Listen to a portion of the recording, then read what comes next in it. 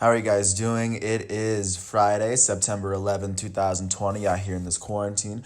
I'm James Sims, and for this episode of The Elite, I'm going to take you through what happened September 9th and September 10th. I took yesterday off because, of course, it was my birthday, and I wasn't trying to get into it. So I was going to give myself extra work for today because I had a really good 21st birthday.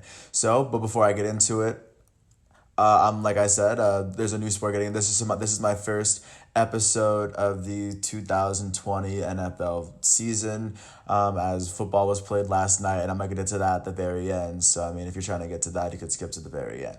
So with that said, I'm going to jump into NBA basketball first. And starting Wednesday, September 9th, the first game of the night, the Toronto Raptors, the second seed Toronto Raptors, were able to beat the third seed Boston Celtics 125 to 122 in overtime, in a 27 to 24 overtime, and a very high scoring overtime where basically no one missed a shot. And in the end, it would be Toronto. And with this win, the series is tied at 3 and will force a game 7 today, actually.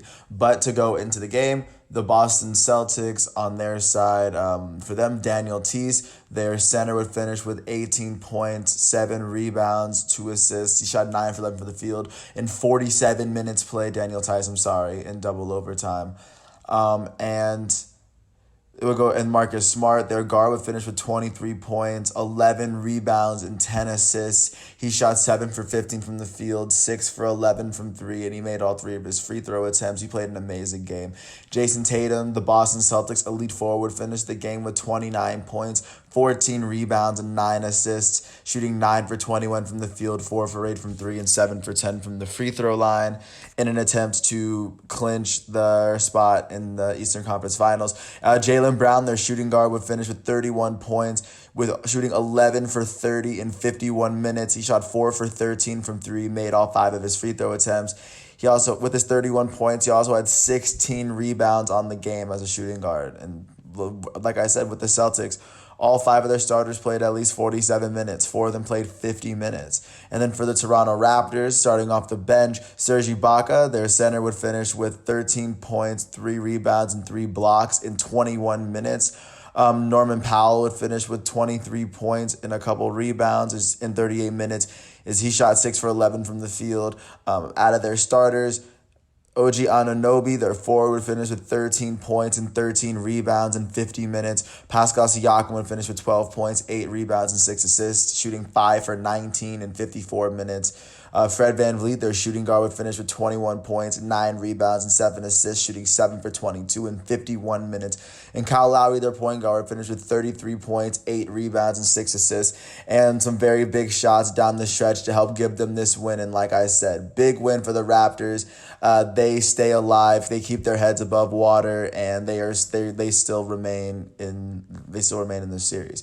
Going into the second game of Wednesday, the Los Angeles Clippers beat the Denver Nuggets 96 to 85 to take a 3-1 series lead.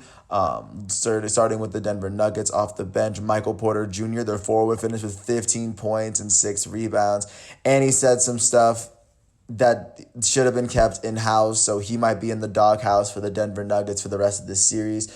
But out of their starters, Gary Harris finished with 10 points, 4 rebounds, and 3 assists. Jamal Murray, their point guard, finished with 18 points, 4 rebounds, and 7 assists, shooting 6 for 15 from the field. Nikola Jokic, the Nuggets elite center, would finish with 26 points, 11 rebounds, and 6 assists. He shot 11 for 23 from the field, 2 for 7 from 3, and shot 2 for 2 from the line. They just weren't, they kept it close, but it was the Clippers basically kept them at arm's length for just throughout the ending stretch of the game. Just a great, well-executed game by the Clippers. But off the bench for them, Lou Williams had 12 points and 3 assists off the bench in 30 minutes. Montrezl Harrell finished with 15 points and a couple rebounds in 18 minutes, shooting 6 for 10. Paul George, their shooting guard, finished with 10 points. Their elite shooting guard finished with 10 points, 3 rebounds, 3 assists, and a steal as he shot 4 for 10 from the field, 2 for 6 from 3. Ivica Zubac finished with 11 points and 9 rebounds and 2 blocks in 30 minutes. Marcus Morris Sr.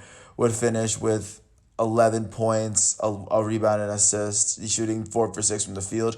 And Kawhi Leonard, the Los Angeles Clippers elite forward, would finish with 30 points, 11 rebounds, 9 assists, 4 steals, and 2 blocks. He shot 10 for 22 from the field, 2 for 4 from 3, 8 for 8 from the free throw line. He had an amazing performance. And with this win, the Los Angeles Clippers are 1 game away from securing a spot in the Western Conference Finals. Now jumping to yesterday, Thursday, September 10th, that one game, the Los Angeles Lakers beat the Houston Rockets. The 1 seed Lakers beat the 4 seed Houston Rockets to take a 3-1 series lead. And they are now 1 game away from clinching a spot. Jumping into the Houston Rockets for what happened with them, Austin Rivers would come off the bench with 14 points, 5 rebounds, and 5 assists. He shot 5 for 8 from the field in 28 minutes. Out of their starters, Eric Gordon would finish with 19 points and 3 assists in 35 minutes, shooting 4 for 8 from 3. James Harden, the Houston Rockets elite shooting guard, would finish with 21 points, 4 rebounds, and 10 assists. And as in 39 minutes, he shot 2 for 11 from the field, 1 for 6 from 3, and he made 16 of his 20 free throw attempts on the night. He took 20 free throw attempts in a playoff game, and he finished with 21 points. Wild, insane. Wild stat line. Additionally, the Houston Rockets elite point guard Russell Westbrook would finish with 25 points, 3 rebounds, 3 assists, 3 steals, and a block in 41 minutes. He shot 8 for 16 from the field, 3 for 8 from 3, and he shot 6 for 9 from the line. And for the Los Angeles Lakers, off the bench, their shooting guard Alex Caruso would finish with 16 points, 3 rebounds, a couple assists, and a steal. For the Los Angeles Lakers in 30 minutes. He also had a couple blocks. He went 5 for 9 from the field in 30 minutes. Also, Rajon Rondo, their point guard off the bench, who won a championship with the Boston Celtics over a decade ago. He finished with 11 points, 10 rebounds, and 8 assists with a couple of steals. He shot 5 for 8 from the field in 29 minutes. Out of their starters, Kentavious Caldwell-Pope would finish with 10 points and a couple of rebounds in 30 minutes. Danny Green finished with 10 points and 4 rebounds. LeBron James, the Los Angeles Lakers all-time great small forward, would finish with 16 points, 15 rebounds, and 9 assists with a couple steals on the day. He shot 7 for 17 from the field, 0 for 5 from 3, missed all of his three-pointers. He shot 2 for 3 from the three-point line in 34 minutes played. Big performance of the night would go to Anthony Davis. He would have 29 points, 12 rebounds, 5 assists, and a couple of blocks as he shot 10 for 18 from the field in 40 minutes, 0 for 2 from 3, and he made all 9 of his free throw attempts. With this win, the Los Angeles Lakers now move to within 1 win of clinching the Western Conference Finals and winning half of the games needed to win the championship this year in the playoffs. Just looking forward to what's going on today in the NBA bubble at 6:30. It'll be Game 5 of the series between the 3rd seed Denver Nuggets and the 2nd seed Los Angeles Clippers. The Clippers lead that series 3-1. It'll be on at TNT. And following that, it'll be Game 7 of the series between the 3 seed Boston Celtics and the 2 seed Toronto Raptors on at TNT. Hard fought series. The winner of this will go on to play the 5 seed Miami Heat, who disposed of the number 1 seed Milwaukee Bucks in 5 games. So this game is going to be incredibly interesting, and considering this team's going to go into the next series with not that much rest, and the Heat are going to come off with a lot of rest. This game is it's going to be really interesting just to see how the winner of this game goes off of this Game 7 and goes into Game 1 against the Miami Heat. They might be toast Game 1.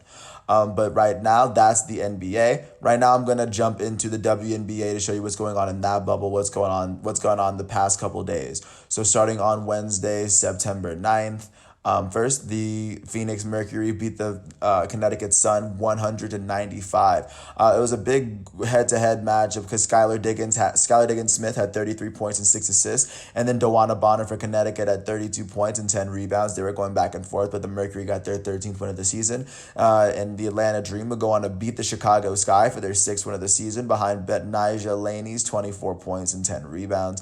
The Seattle Storm would jump out to their 17th win of the season behind Breanna Stewart's 23 23 points, 11 rebounds, and 6 assists as they beat at the Dallas Wings 107-95. Jumping to yesterday's matchups, Indiana Fever beat the New York Liberty 85-75. The New York Liberty are 2-18 on the season. Candace Dupree would finish with 22 points, 6 rebounds, and 7 assists for them.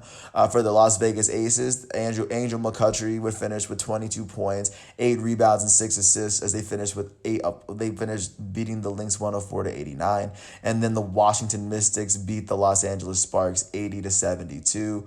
Behind Maisha Hines-Allen's 30 points, 8 rebounds, and 4 assists. Looking forward to what's going on today in the WNBA bubble. The Atlanta Dream take on the Connecticut Sun today at 7 o'clock. Following them, the Chicago Sky are going to take on the Dallas Wings on CBS Sports Network at 8 o'clock. And the Seattle Storm are going to take on the Phoenix Mercury at 10 p.m. Eastern Standard Time on CBS Sports Network.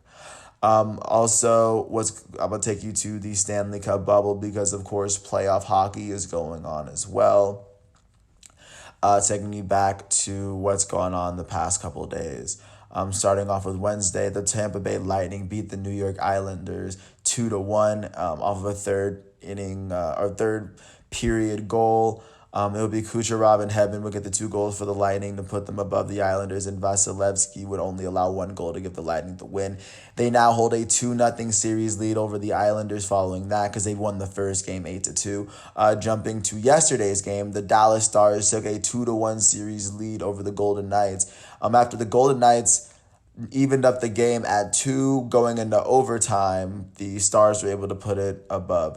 Of course, their goalie, Khudobin, would have 38 saves on the night to put them above, and Radulov would have a big goal for the Dallas Stars to put them above. And like I said, they lead the series over the top seed Golden Knights 2-1 right now.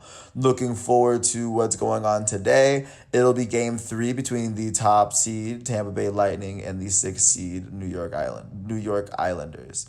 I think the Lightning are a 3 seed or something. But that series, it'll be game 3 today. And that'll be on USA Network at 8 p.m. So that's what's going on with hockey. And I'm going to jump into baseball really quickly before I jump into the NFL. I'm going to start September 9th with the first game of that day. It was a 19-0 blowout where the Brewers beat the Detroit Tigers 19-0. Burns would pick up the win, and as of right now, Corbin Burns is 3-0 on the season. He would allow 1 hit in 7 innings pitched, striking out 11 batters. Boyd would pick up the loss of the Detroit Tigers. He allowed 7 earned runs in the first 3 games, and of course, relief pitching wouldn't help him at all. For the Milwaukee Brewers, their center fielder, Avisail Garcia, would finish 2 for 4 with 2 RBIs and 3 runs on the day. Jed Yorko would hit 2 home runs on the day. He has 7 on the season. The first baseman finished 2 for 5 on the day with 2 RBIs and 2 runs. Nottingham would finish with his second home run. The catcher finished 1 for 5 with 2 RBIs and 2 runs on the day. Ryan Braun, the Milwaukee Brewers possibly maybe Hall of Fame designated hitter, finished 3 for 5 with 3 RBIs and 2 runs. He has 3 home runs on the season. Christian Yelich, their elite left fielder, would finish 1 for 5 with an RBI and a run on the day. With this win, the Milwaukee Brewers are now 19-22, and with this loss, the Detroit Tigers are 19-22 in the American League Central. Jumping out to the American League Central, staying out here, the Cleveland Indians hosted the Kansas City Royals and got completely blanked 3-0. Danny Duffy would pick up his 3rd win of the season. He's 3-0 now.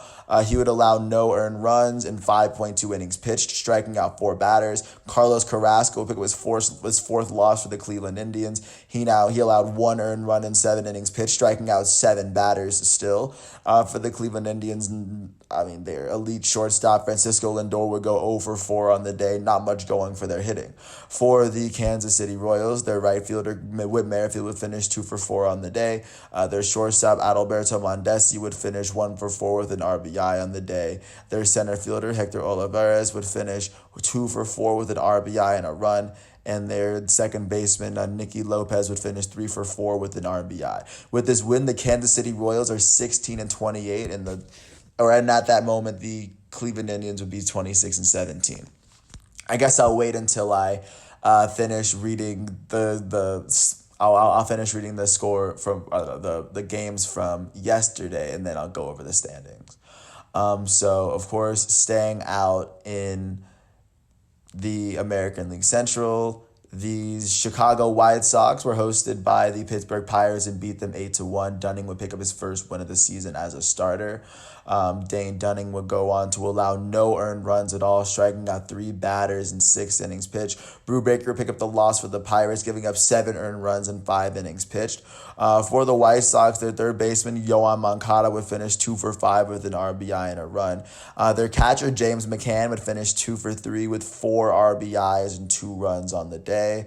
With this win, the Chicago White Sox are now 27-16, and the Pittsburgh Pirates are now 14-27.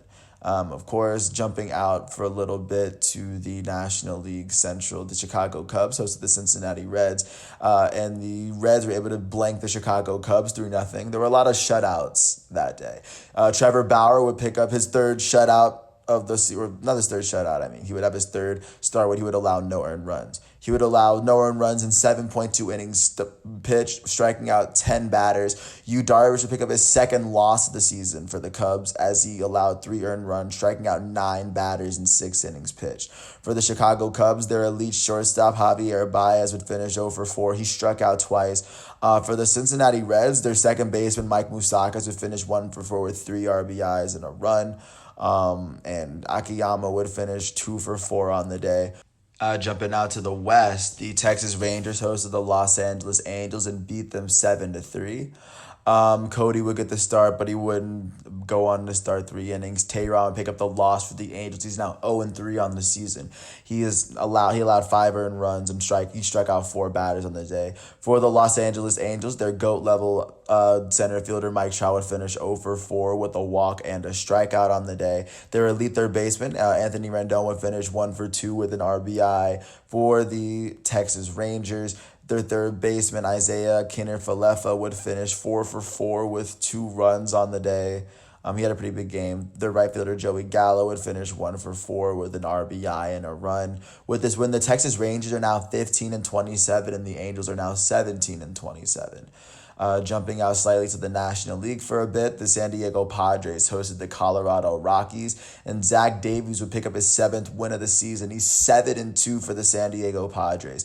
He would allow 3 earned runs in 6 innings pitched, striking out 8 batters. Nick Senzatella picked up his second loss for the Rockies, giving him 4 runs in 5 innings pitched. For the Colorado Rockies, their elite third baseman Nolan Arenado would finish 1 for 3 with a run. The right fielder Charlie Blackmon would finish 2 for 4. And for the San Diego Padres, their elite shortstop Fernando Tatis Jr. would finish 0 for 4. Their elite third baseman Manny Machado would finish 1 for 4 with a run. Their first baseman Mitch Moreland would finish 1 for 3 with 2 RBIs and 2 runs. He had his 9th home run of the season 2 days ago.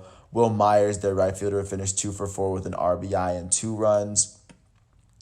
And big win for the San Diego Padres. Jumping out slightly back to the American League West, the Oakland Athletics hosted and beat the Houston Astros within the last 3 innings. Hendricks would pick up the win off of Luzardo's start for the Oakland Athletics. Well-pitched performance between both teams. Luzardo would only allow 2 earned runs in 7 innings pitched, striking out 7. Garcia would allow no earned runs in 5 innings pitched, striking out 4. For the Houston Astros, not much going. Their center fielder, George Springer, would finish 2 for 4 with an RBI and a run. He hit his 8th home run of the season. Gurriel would hit his 6th home run of the season as the first baseman finished 1 for 4 with an RBI and a run. For the Oakland A's, I mean, not much. Like I said, their designated hitter, Tommy La Stella, would finish 2 for 5 with 2 RBIs and a run. With this win, the A's would move a little bit further ahead of the Astros, especially for that day. Jumping back out to Arizona, the Arizona Diamondbacks hosted the MLB leading Los Angeles Dodgers, and they lost. The Dodgers beat them 6-4 in the 10th inning off of 2 singles, one from Chris Taylor, one from AJ Pollock. That would bring runners home. McGee would pick up the win as Kershaw would get the start. He would allow 3 earned runs, 4 runs total in 5 innings pitched, striking out 3. Clark would be the pitcher for Arizona. And for Arizona, their second baseman, Nick Ahmed, would finish 2 for 4. Not much going for their hitters. For the Los Angeles Dodgers, their elite right fielder Mookie Betts would finish 1 for 5 with an RBI and a run. He hit his 14th home run of the season that day. Their elite first baseman, Cody Bellinger, would finish 0 for 5 with 3 strikeouts. Their designated hitter, Chris Taylor, would finish 2 for 5 with a big hit down the stretch with an RBI and a run. And Kike Hernandez would hit his fourth home run of the season as he does the left fielder, went 2 for 5 with 2 RBIs and a run. AJ Pollock, their center fielder, would go 3 for 5 with an RBI and a run too. Ginka would pick up the loss for the Arizona Diamondbacks here. And jumping out to San Francisco, jumping out to the Bay for the last game, Anderson would pick up his second win of the season. Tyler Anderson is 2-3 on the year. He allowed no earned runs, striking out 4 batters in 6 innings pitched. Nick Margevicius would pick up his third loss of the season for Seattle. He allowed 7 runs. And for the Mariners, their only RBI would be Kyle Seagers. He went 0 for 3 on the night. For San Francisco, their right fielder, Mike Yastrzemski, would finish 2 for 5 with 3 RBIs and 2 runs on the day. He has 9 home runs on the year. He had a home run on the day, obviously, too. Their designated hitter, Wilmer Flores, would finish 2 for 3 with an RBI and 2 runs as well. Their third baseman, former AL MVP, Evan Longoria, finished 2 for 4 with 3 RBIs on the day. Their catcher, Joey Bart, would finish 2 for 4 on the day, 1 with an RBI and a run. Their possible Hall of Fame shortstop, Brandon Crawford, finished 1 for 2 with a run on the day. And that would move them a little bit further. Now, jumping out to the East to show you the games that went on out there. Going on in Buffalo, the Toronto Blue Jays hosted the New York Yankees, and the Yankees were able to get another win to end their losing skid, at least for a bit.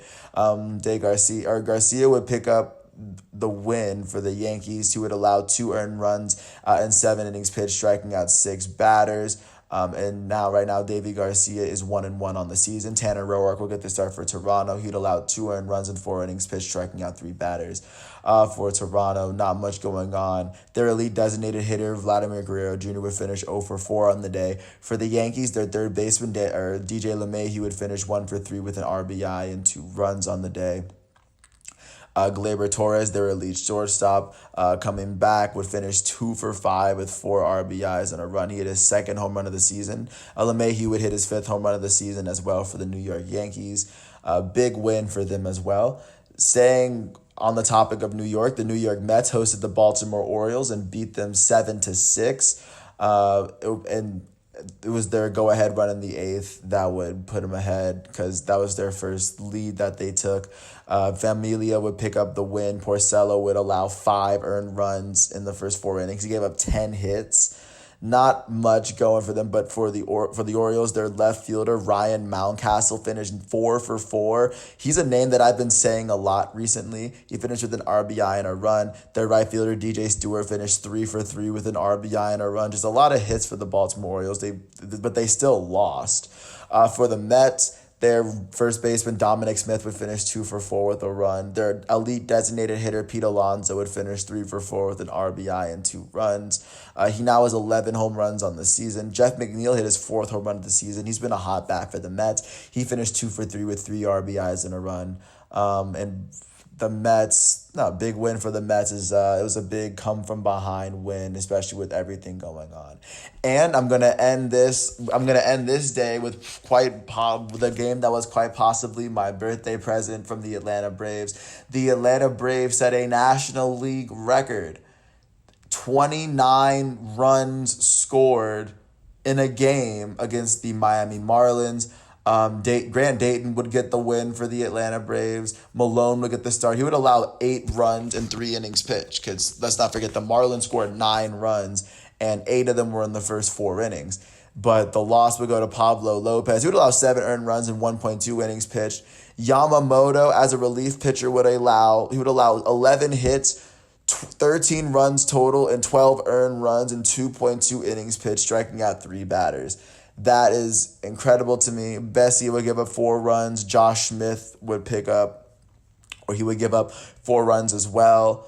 For the Marlins, their designated hitter, Jesus Aguilar, would finish 3 for 5 with an RBI and a run. He hit his No, he didn't hit a home run, but Brinson would hit a home run. He would finish 1 for 4 with 3 RBIs and a run, and Jazz Chisholm would hit his first career home run. He finished 2 for 4 with 2 RBIs and a run.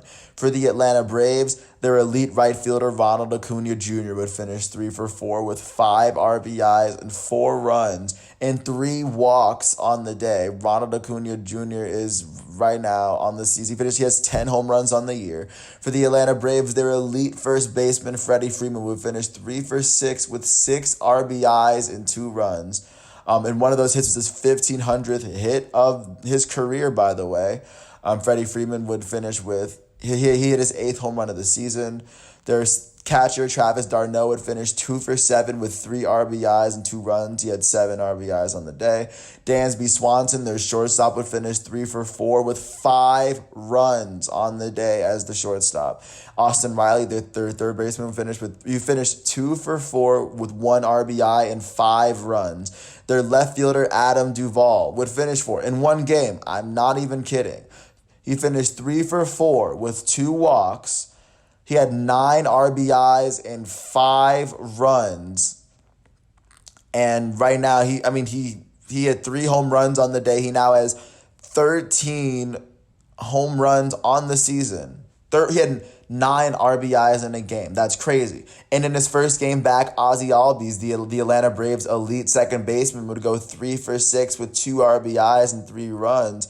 As I think that was Ozzie Albies' that was his second home run of the season.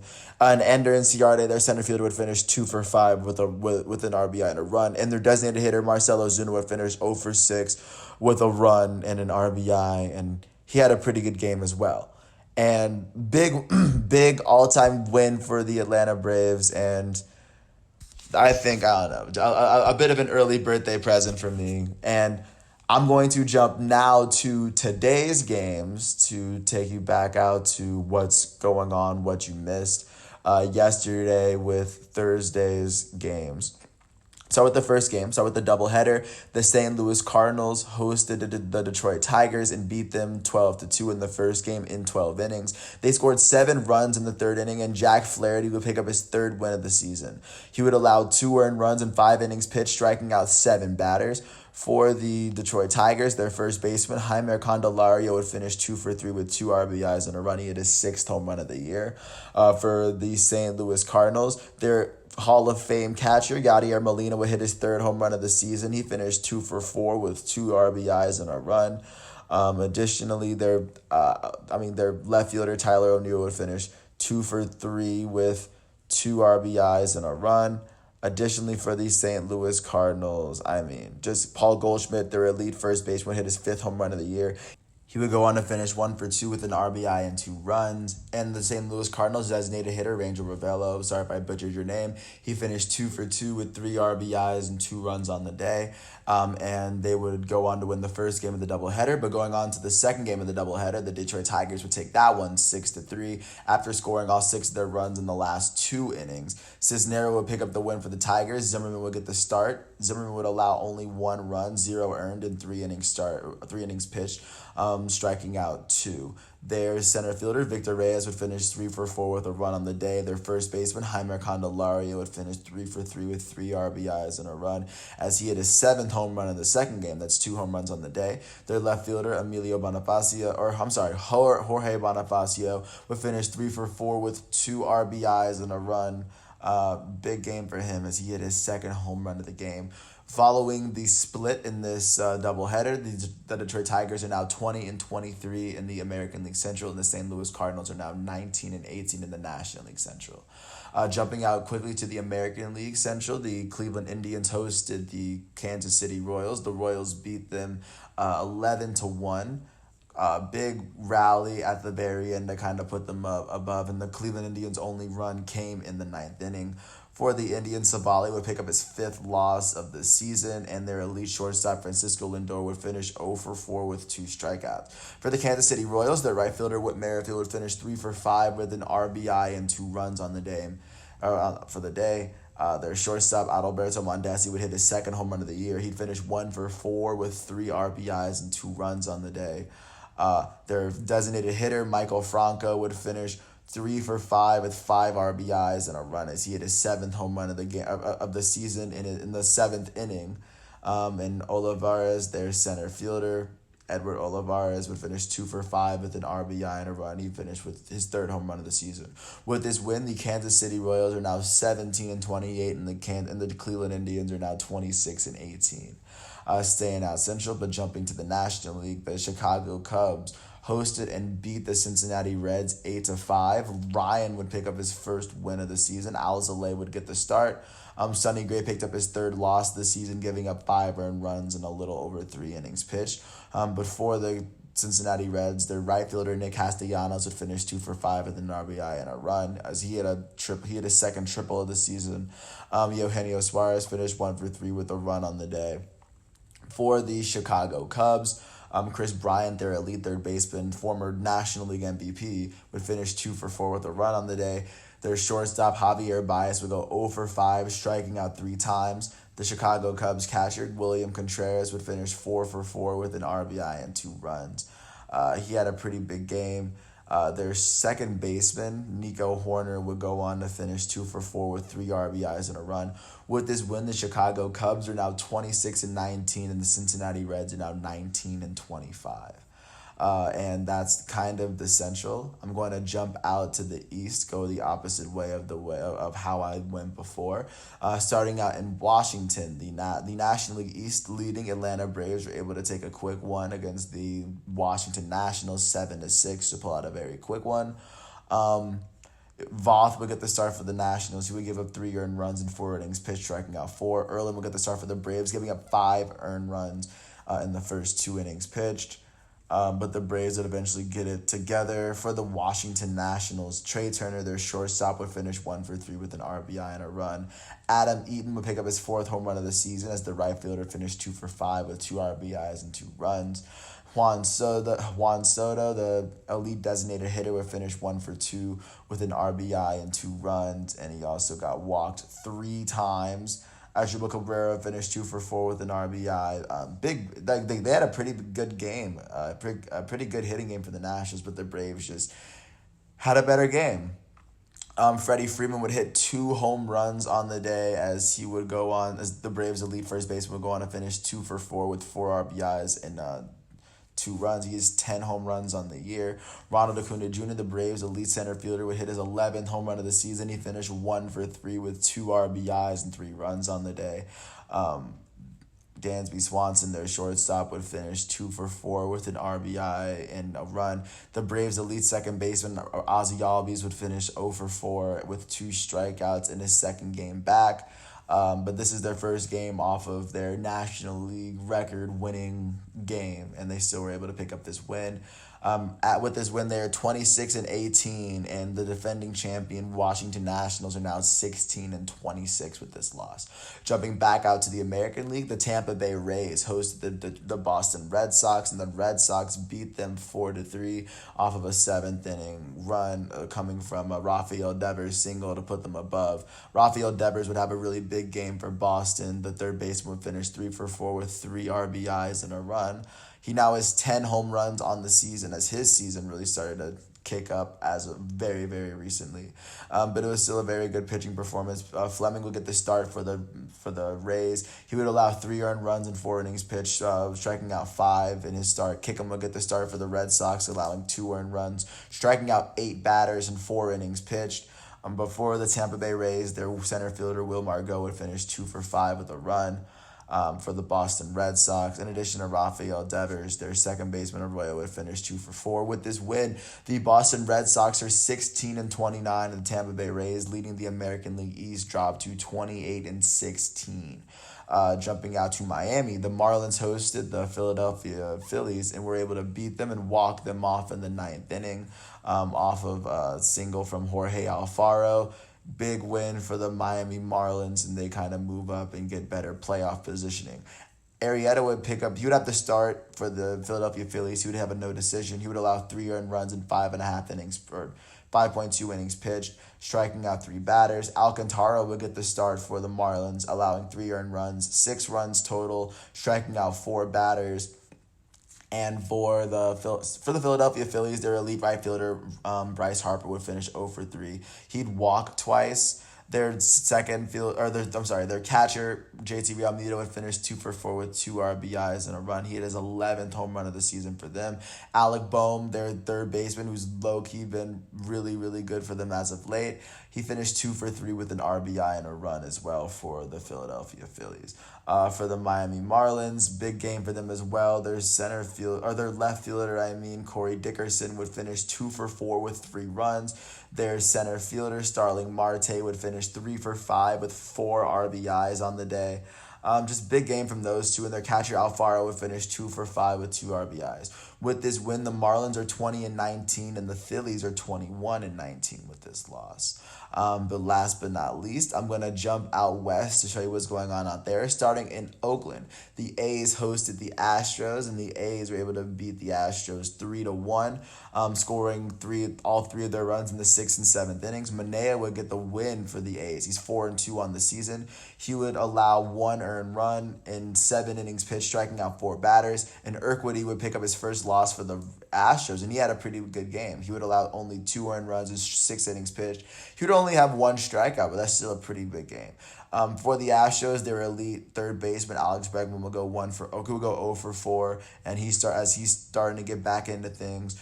For the Oakland Athletics, their right fielder Mark Canha would finish 2 for 3 with a run on the day. With this win, the Athletics are 27-15, and with this loss, the Houston Astros are now 22-23 on the season. Not looking good for them. Staying out in the American League West, the Texas Rangers hosted the Los Angeles Angels and lost 6-2. Dylan Bundy would pick up his 5th win of the season. He would allow 2 earned runs. He struck out 12 batters in a little over 7 innings pitched. Gibson would pick up his 5th loss for the Rangers. He allowed 5 earned runs, 10 hits. He would strike out 3 batters doing so. For the Rangers, not much going. Their shortstop, Anderson Tejada, would finish 2 for 3 with an RBI. For the Los Angeles Angels, their GOAT center fielder, Mike Trout, would finish 2 for 5 with an RBI and 2 runs. Their elite third baseman, Anthony Rendon, would finish 2 for 4 with 2 runs on the day. And their left fielder, Taylor Ward, would go on to finish the day 3 for 4 with a run on the day.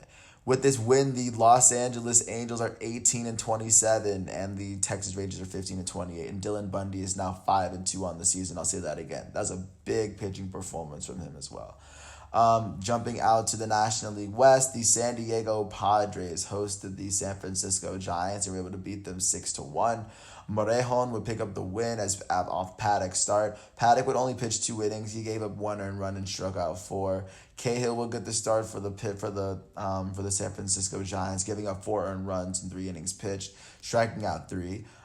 For the Giants, their second baseman Donovan Solano would finish 3 for 4, and their designated hitter Wilmer Flores would finish 2 for 4 with an RBI and a run. He had his 9th home run of the season. For the San Diego Padres, their elite shortstop Fernando Tatis Jr. would finish 1 for 3 with an RBI and a run. Their elite third baseman Manny Machado would hit his 13th home run of the season. He finished 1 for 3 with an RBI and a run. Their first baseman Mitch Moreland finished 1 for 4 with 2 RBIs and a run. And their designated hitter Ona would he would finish 1 for 3 with an RBI and a run. And Jorge Oña would hit his first home run of the season. With this win, the San Diego Padres are now 29-17, and the San Francisco Giants are now 23-22. Jumping out to the last game of the night, because the New York Yankees and the Baltimore Orioles got postponed, the Arizona Diamondbacks were able to beat the National League top team, the Los Angeles Dodgers, 5-2 last night. May would get the start for the Dodgers, who would only pitch 1 inning. He would allow no earned runs and no strikeouts. But Gonsolin would pitch a majority of the game. He pitched 5 innings. But he would allow 3 earned runs in those 5 innings pitched. Bumgarner would get the start for the Arizona Diamondbacks, who'd allow 2 earned runs in 5 innings pitched, striking out 2. For the Los Angeles Dodgers, their elite second baseman, you heard that, second baseman Mookie Betts finished 0 for 3 with 2 walks on the day. Corey Seager, their shortstop, finished 2 for 5 with an RBI and a run. He has 12 home runs on the season. And AJ Pollock would hit his 9th home run of the season as he would go on to finish 1 for 4 with an RBI and a run. Their designated hitter, Will Smith, would go 4 for 4. He had a pretty good game as well. Before Arizona, their first baseman, Christian Walker, would go 2 for 4 with 2 RBIs. And then their catcher, Carson Kelly, would finish 2 for 4 with 2 RBIs and a run. He hit his third home run of the season, a very big one. And with this win, because he had the home run in the sixth inning to put the Diamondbacks above. And with this win, the Diamondbacks are now 16-29 in the National League West. And the Los Angeles Dodgers are officially 32-13 in the National League West. With that said, I'm going to jump to show you what games to look forward to today with baseball before I jump into the first football game of the season. So starting off, elite starting pitcher Garrett Cole's looking to get his fifth win of the season as the Yankees take on the Orioles. He's in kind of a slump, but I think he's starting to shake it. Also at 5-10, Aaron Nola is looking to get his fifth win of the season as he's starting to get hot for the Phillies, and as the Phillies are getting hot as well. Jacob deGrom, reigning back-to-back National League Cy Young winner in the National League, looks to take on Chase Anderson of the Toronto Blue Jays at 6:37. Also, Josh Tomlin of the Atlanta Braves looks to take on Eric Fedde of the Washington Nationals. The Braves take on the defending champs at 6:05 on Fox Sports 1. The Andrew Triggs is going to take on former AL Cy Young winner Blake Snell at 6:40. Masahiro Tanaka looks to get a second win for the Yankees as they take on the Orioles at 7 o'clock. Mike Fiers is looking to get his fifth win of the season for the Athletics as they take on the Rangers at 8:05. Casey Mize is still looking to get his first career win as a starting pitcher in the majors as the Tigers take on the White Sox. He takes on Lucas Giolito, the only pitcher who's had a no-hitter this season. Good luck. John Lester looks to get his third win of the season as he takes on Brandon Woodruff and the Milwaukee Brewers at 8:10. Shane Bieber, possible AL MVP frontrunner, looks to take on Kenta Maeda in an amazing pitching matchup that I might end up watching as the Cleveland Indians take on the Minnesota Twins at 8:10. The Philadelphia Phillies take on the Marlins at 8:10 as well. Luis Castillo looks to get his second win for the Reds. He takes on Adam Wainwright, who's 4-0 on the season at 8:15. Johnny Cueto is 4-0 for the San Francisco Giants, and they look to take on Garrett Richards and the San Diego Padres. Both teams have playoff positioning. This is going to be a pretty good game. And last but not least, Yusei Kikuchi looks to get his third win of the season as the Seattle Mariners take on the Arizona Diamondbacks at 9:40. So now, last but not least, I'm going to jump into the NFL because, of course, one game was played yesterday, and this was between two quarterbacks taken in the same draft, two very talented quarterbacks. On one side, you have the defending champs, the Kansas City Chiefs. On the other side, you have the defending AFC South champions led by Deshaun Watson, now without DeAndre Hopkins. So in this game, for the Houston Texans, Deshaun Watson would finish 20 for 32. He'd complete 20 of his 32 passes, throwing for 253 yards with a touchdown and a pick. He got sacked 4 times, by the way. Running back David Johnson would finish with at least 100 yards for scrimmage. He finished with 77 yards on the ground and 11 carries. Deshaun Watson also had 27 yards on the ground and a touchdown, so he had 280 total yards and 2 touchdowns on the day for Houston. There are only 2 touchdowns he was responsible for. Will Fuller the fifth would finish with 112 yards and 8 receptions as he's making himself out to be Deshaun Watson's number 1 option on that team. David Johnson had 32 yards on 3 receptions as well. Jordan Atkins would have the reception on the day for them, and for them, they would kind of have it going, but at the end of the day, Kansas City would just have it going on. For them, Patrick Mahomes would finish with throwing for 211 yards with 3 touchdowns on the day. Clyde Edwards-Helaire, the Kansas City first-round pick running back out of LSU, would finish with 138 rushing yards on 28 carries and a touchdown. And then through the air, he'd have no receptions, but he mainly worked through on the ground. And through the air, Sammy Watkins would finish with 82 yards and 7 receptions and a touchdown. Elite tight end Travis Kelce would finish with 50 yards and 6 receptions and a touchdown. And elite wide receiver Tyreek Hill would finish with 46 yards and 5 receptions and a touchdown in the first inning. But Houston would get the first touchdown. They go for 7-0, and then Kansas City would basically go up and run it all the way to the point where it was out of reach. Houston scored a touchdown, and they just tried to bring it back, but it just wasn't enough in the very end. But even going to the defensive side of the ball, Zach Cunningham would finish with 8 tackles on the night. He'd have a pretty big game. Just 1 sack on the day for the Houston Texans. The Kansas City Chiefs had 4. Chris Jones would have 4 total tackles and 1.5 sacks on the night. Tyrann Mathieu, the Honey Badger, their elite safety, would finish with 8 tackles on the day. He had a pretty big game, and with this win, the Kansas City Chiefs are now 1-0 on the season, it was a really big game for them. They were able to have fans, and as they were able to hang up their banner in the stadium. If you're looking for how they scored, of course, David Johnson was scoring a 19-yard run. It would be a Travis Kelce. In the second quarter, it would be a Travis Kelce touchdown, then a Sammy Watkins touchdown, and a field goal to put Kansas City up 17-7 by half. In the third quarter, Clyde Edwards-Helaire the only score would be a Clyde Edwards-Helaire 27-yard run, a very great run as well, to put him up 24-7. And then the fourth quarter, Kansas City would go up 31-7 with the Tyreek Hill 3-yard touchdown pass.